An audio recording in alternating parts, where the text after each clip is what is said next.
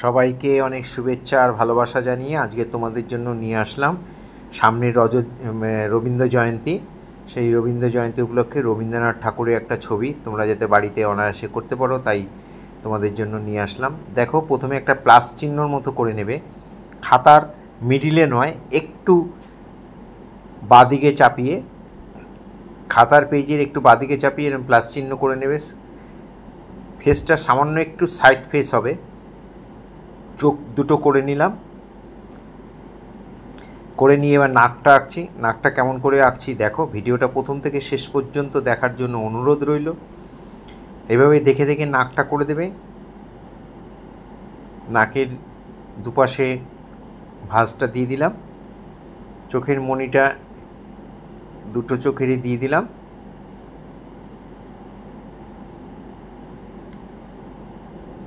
এবার চোখের পাতার উপরে দাগটা দিলাম,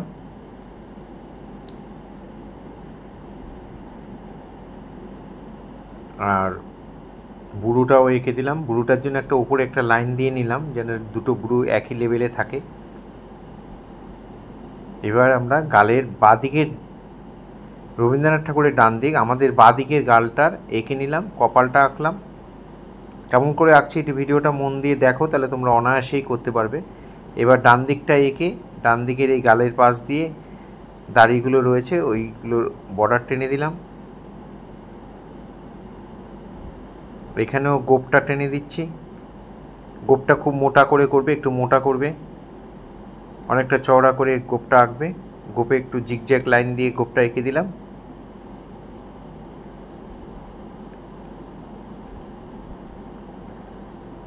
এবার এই পাশ দিয়ে দাড়িটাও দেখা যাচ্ছে, সেটাকে এঁকে দিলাম বাঁদিকে, আমাদের বাঁদিকটা দাড়িটাও করে দিলাম। এবার দাড়িটা লম্বা কতটা অংশ সেটা আমরা এখান দিয়ে টেনে দিচ্ছি। ফার্স্ট টাইম যারা আমার ভিডিও দেখছেন তাদের কাছে অনুরোধ যে আমার চ্যানেলটা অবশ্যই সাবস্ক্রাইব করবেন, ভালো লাগলে লাইক কমেন্ট করবেন, বেল আইকনটা প্রেস করে রাখবেন, ভিডিও পাঠানোর সাথে সাথে নোটিফিকেশন আপনাদের কাছে পৌঁছে যাবে। এবার আমরা চুলের ভাঁজ করব। কপালের আঁকা হয়ে গেছে, এবার চুলের ভাঁজটা করব। চুলটা কেমন করে আঁকছে একটু দেখো। এভাবে একটার পর একটা পার্ট পার্ট করে রাউন্ড রাউন্ড করে এঁকে দেবে। খুব মন দিয়ে দেখবে তোমরা, আর বাড়িতে অবশ্যই করবে। ভালো লাগলে লাইক কমেন্ট করবে, বন্ধুদের মধ্যে শেয়ার করবে। এখানে দাড়ির আউটলাইনটা দিয়ে দিলাম। এখানে জামার যে কোটের যে ওপরের অংশটা সেটা আমরা করে দিলাম।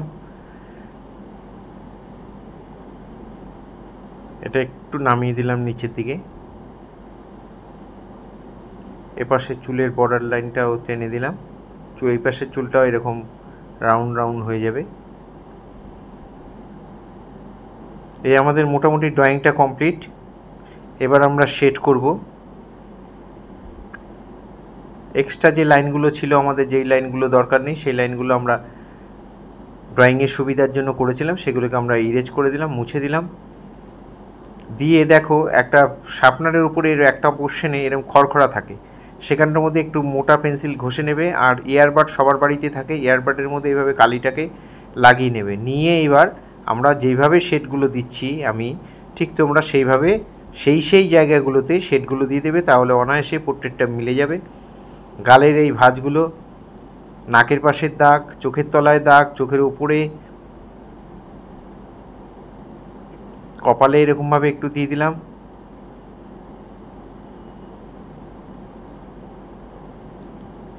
এখানে গালের পাশে একটু শেড দিয়ে দিচ্ছি, গালের যে ভাঁজটা সেটা করে দিচ্ছি।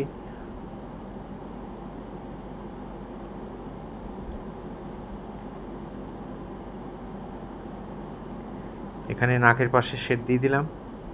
এবার আমরা একটা সাদা এয়ারবাড নিয়ে একটু ভালো করে মিলিয়ে দেব রঙটাকে, শেডটাকে আর কি। ওই এয়ারবাডটা রেখে ওর উপরে আঙুলটা চেপে আঙুলের তলায় ওটা রেখে এভাবে ঘষে ঘষে সুন্দর করে মিলিয়ে দেবে। ফেসবুকে যারা আমার ফার্স্ট টাইম ভিডিও দেখছেন তাদের কাছে অনুরোধ যে অবশ্যই আমাকে ফলো করবেন, ভালো লাগলে লাইক কমেন্ট করবেন, প্রতিদিন নিত্য নতুন ভিডিও পাওয়ার জন্য অবশ্যই আমাকে ফলো করবেন।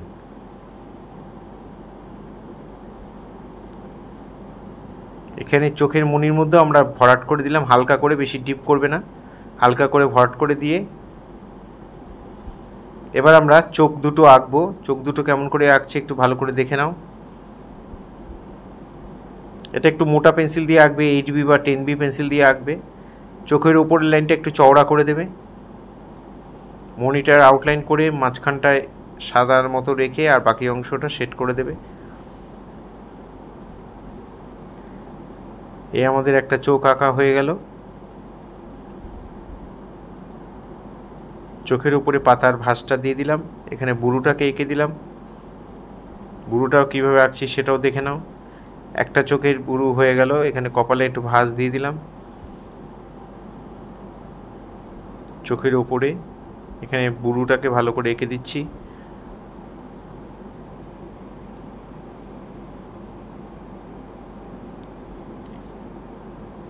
এবার চোখের আমাদের ডান দিকে যে রবীন্দ্রনাথ ঠাকুরের বাঁদিকের চোখটা সেটা করছি, ঠিক সেম একইভাবে করবে, একই মাপের করবে। দরকার হলে একটু মেপে নিতে পারো, কোনো অসুবিধা নেই। চোখের পাতার উপরে ভাঁজটাও দিয়ে দিলাম, এখানে বুড়োটাকেও এঁকে দিলাম।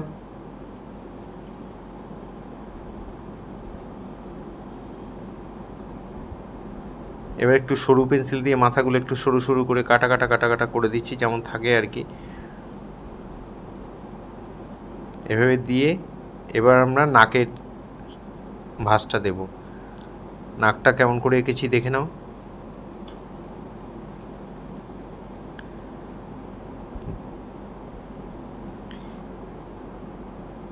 এই মুখে এখানে নাকটা আবার আমরা একটু মিলিয়ে দিচ্ছি।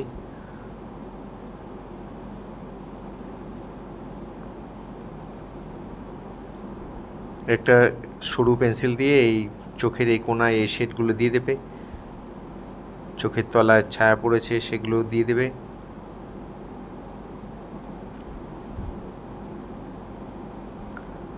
এক্সট্রা লাইনটা ইরেজ করে দিলাম। এই পাশ দিয়েও চোখ কপালে ভাঁজটা পড়বে, নাকের উপরে ভাঁজ পড়েছে।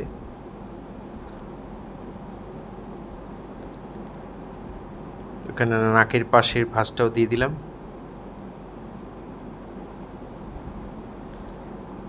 এবার কপালের ভাঁজটা আলতো করে 10B দিয়ে বা 8B দিয়ে আলতো করে এটা টেনে দেবে। এই কোনায় শেডগুলো চোখের তলায় একটু ডিপ করে দিলাম। যারা আমার প্রতিনিয়ত ভিডিও দেখেন বা তোমরা যারা ভিডিও দেখে নিজেরা করো বাড়িতে, তাদের সবাইকে অনেক ধন্যবাদ। তাদের জন্য অনেক শুভেচ্ছা, অনেক শুভকামনা রইল। এইভাবে আমার পাশে থেকো, ভালো থেকো। আরেকটা কথা, সেটা হচ্ছে তোমাদের যদি কোনো কিছু ড্রয়িং ডিমান্ড থাকে তাহলে আমাকে জানাতে পারো, আমি চেষ্টা করব আমার সাধ্যমতো সেই ড্রয়িং তোমাদের কাছে উপস্থাপন করতে। গোপের মধ্যে আমরা একটু হালকা করে আগে এয়ারবাড দিয়ে শেড দিয়ে নিলাম। এবার মোটা পেন্সিল দিয়ে এইভাবে আমরা জিগজ্যাগ লাইনগুলো দিয়ে দেব, গোপের লাইনগুলো দিয়ে দেব। খুব ভালো করে দেখলে তোমরা অনায়াসেই এটা করতে পারবে। এখানে গোপের ভাঁজটা দিয়ে দাগগুলো দিয়ে এখানে জিগজ্যাগ লাইন দিয়ে আমরা এই গোপটাকে কমপ্লিট করলাম। কোথায় কোথায় শেড দিচ্ছি, কিভাবে দিচ্ছি সেটাই তোমরা একটু মন দিয়ে দেখো। এখানে কপালের এখানে চুলগুলোকে আমরা দিয়ে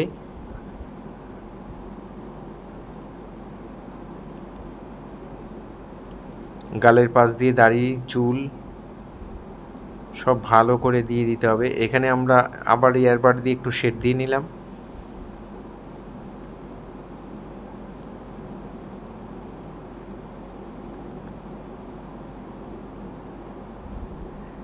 এখানে এয়ারবাড দিয়ে গোপের উপরে একটু শেড দিয়ে দিলাম। এখানে দাড়ি আর চুলটার যে ডিভাইডেড ব্যাপারটা সেটা বোঝানোর জন্য এখানে আমরা একটুখানি শেড দিয়ে নিলাম। এই ভাঁজগুলো খুব সূক্ষ্মভাবে সুন্দর করে তোমরা দেবে, তাহলে দেখতে ভালো লাগবে।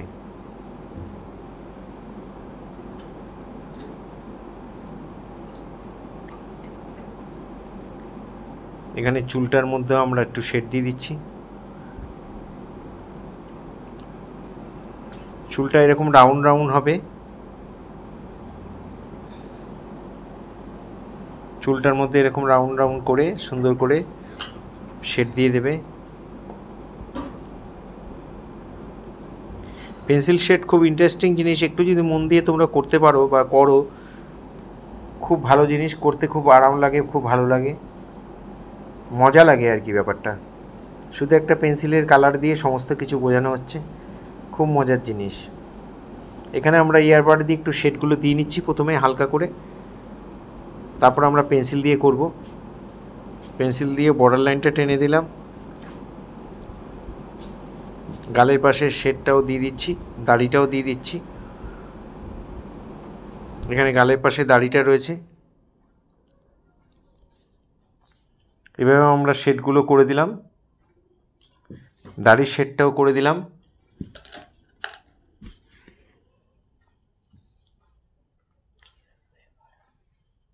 এখানে গোপের শেডটাও করে দিলাম।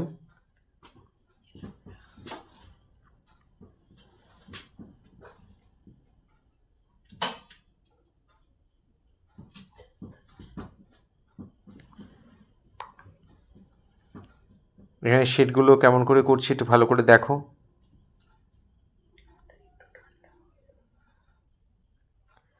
এখানে দাড়ির মধ্যে একটু লম্বা লম্বা করে টান দিয়ে এই শেডগুলো একটু লম্বা লম্বা করে করবে।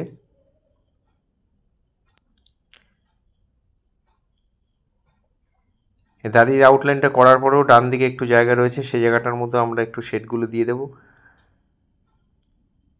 এখানে গায়ে যে জ্যাকেটের মতো রয়েছে, কোটের মতো রয়েছে, সে কোটটা আমরা বর্ডারটা দিয়ে দিলাম, আর ইয়ারবাড দিয়ে একটু শেড দিয়ে দিলাম। এখানে আমরা একটু বর্ডার লাইনগুলো সে মধ্যে একটু জিগজ্যাগ করে আউটলাইনটা টেনে দিচ্ছি। এই লাইনগুলো একটু আমরা একটু ডিপ করে দিচ্ছি, সাইডের যে লাইনগুলো।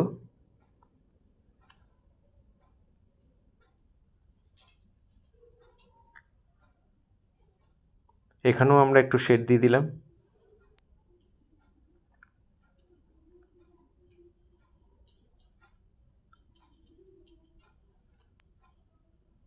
এখানে লাইনগুলোকে একটু ডিপ করে দিচ্ছি। এভাবে দেখে দেখে তোমরা বাড়িতে অবশ্যই করবে।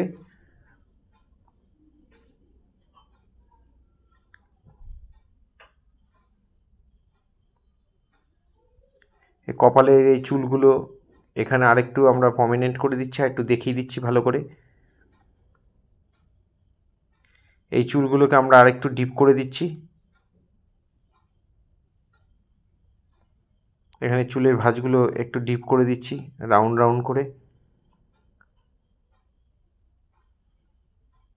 এভাবে দেখে দেখে তোমরা করবে, আমার পাশে থাকবে, ভালো থাকবে।